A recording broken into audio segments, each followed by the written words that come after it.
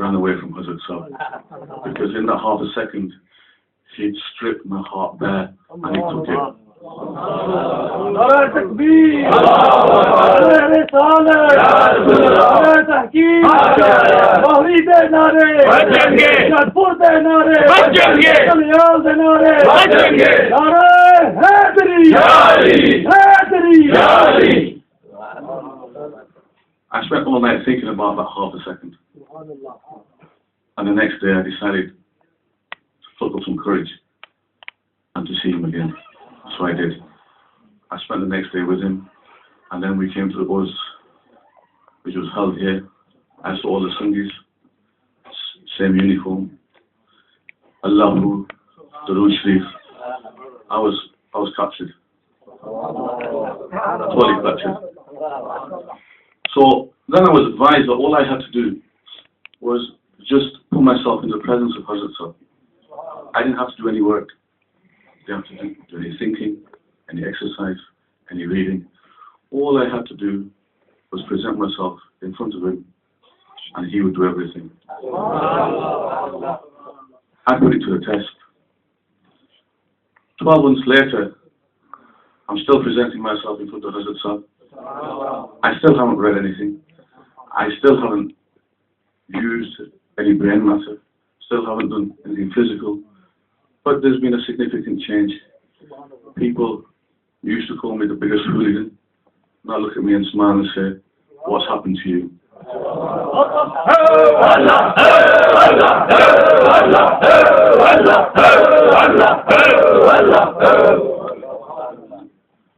was fortunate enough to go on Umrah with Hazrat Sahib. And for a year, I wrestled with taking Bayat with Hazrat Sahib. And the reason I wrestled with him, with it, was because I thought, well, if just by him looking at me for half a second, he's done this, what will happen if I take Bayat? I made every excuse in the book not to, but knowing full well that I should, and I should do it right now, immediately. Went on Umrah. One of the most significant memories I have is when Hazrat Sahib and the Sangis that we were with and myself were at the side of the Kaaba, the Khana Kaaba, and Hazrat Sahib was doing a dua. Now there's tens of thousands of people in the last 10 days of Ramzan circulating the Khana Kaaba. Very busy, very busy. But at this particular point, it was very, very peaceful. Very, very peaceful. It was the most peaceful place on earth. And it was as though, and I said this once before, I'll say it again, it was as though the Kaaba had its arms around Hazrat Sahib.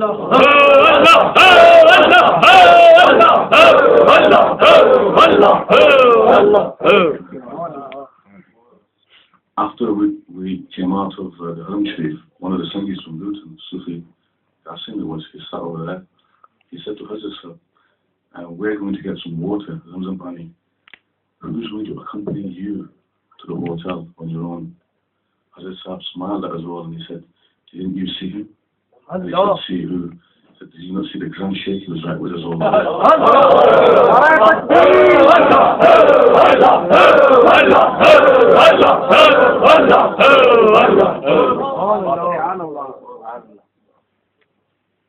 There's many little incidents, such as people coming up to Hazrat Sahib saying, we saw you 5 years ago when we were here on Hajj or Umrah, and we saw you then, and we see you again. And in Makkah, there was one other incident where one of the Sangis was approached and grabbed by somebody from Turkey, and he kept shouting, Sheikh Abdul Qadir Jilani, Sheikh Abdul Qadir Jilani, Sheikh Abdul Qadir Jilani. He couldn't stop kissing the Sangi. And then he saw Hazrat Sahib and he couldn't stop kissing Hazrat Sahib. There was incidents where people were walking past and they'd stop and they'd look at Hazrat Sahib and just say, Noor, Noor, Noor, Noor, Noor. Then there was one turning point for me. In Masjid al-Nabi, we were sat and Hazrat Sahib looked at me, invited me over to him, and he asked me if I'd had any interesting dreams recently. 2 days prior to that, I'd put my hands up and I'd asked for guidance as to whether I should or shouldn't take bed with Hazrat Sahib. And I had Shaykh al-Islam then visit me in my dreams and say to me, take bed with Hazrat Sahib. I didn't tell anyone. So when Hazrat Sahib asked me this, I was a bit shocked. And I asked him, I said, Hazrat Sahib, how did you know? He said, you don't need to know. I said, please. He said, you don't need to know. Then I took his hand. I did Tawbah on Eid of what I call the Eid of 3 Qutbas, not 2 Qutbas, because that's the day I took Hazrat Sahib's hand. I tell you all of this because in dunya, I was very, very successful, but I wasn't successful. I wasn't successful because the reality is, when death comes to us, we leave dunya behind. But fortunately for me, I've got the opportunity of leaving dunya behind now. I'm moving into deen with and under the guidance of Hazrat Sahib, my master and teacher, who is for me Ihdina Sirat al-Mustaqim. This is the dua that I was praying regularly. Ihdina Sirat al-Mustaqim. Allah subhanahu wa ta'ala, please, I want to be close to you. Show me the right path, show me the right path, show me the right path. And I kept saying over and over again. And he came to me originally in the form of the topi, then physically, now spiritually. May Allah subhanahu wa ta'ala give me the sense of istiqamat in the path that I have chosen. May Allah subhanahu wa ta'ala show us all guidance. May Allah subhanahu wa ta'ala make it easy for all.